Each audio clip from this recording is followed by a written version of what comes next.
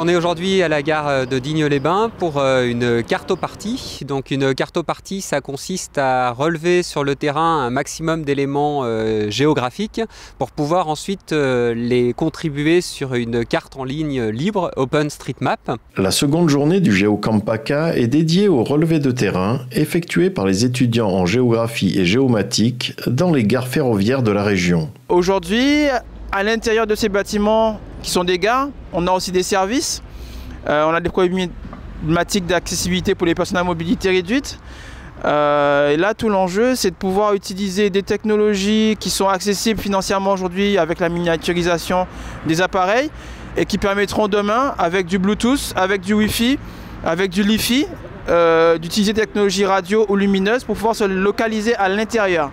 En l'espace d'une petite heure, les étudiants de l'IUT de Digne localisent, identifient, mesurent, décrivent les services et commerces disponibles dans la gare. D'autres citoyens se sont joints à eux ce matin. Ça nous semblait important de relayer l'initiative d'aujourd'hui pour que ne participent pas uniquement des étudiants, mais pour que cette cartopartie puisse toucher l'ensemble des habitants qui souhaitent eux aussi contribuer à OpenStreetMap. La ville de Digne et tout le territoire dignois a vraiment une véritable richesse du point de vue de la communauté des contributeurs et on essaie de mettre ça en valeur au fur et à mesure des événements. Une attention particulière est donnée sur cette journée à la cartographie des infrastructures et des équipements liés aux différents modes de transport.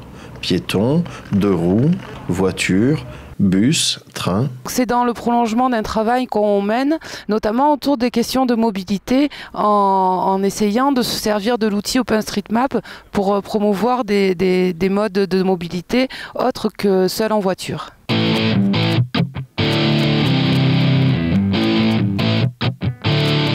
Aujourd'hui, dans GeoCamp PACA, produire des données cartographiques qui demain et très vite demain seront des supports de services quand on saura mieux se localiser à l'intérieur, c'est un des premiers pas, une des premières briques pour pouvoir se préparer aux enjeux de mobilité, aux enjeux de déplacement de demain.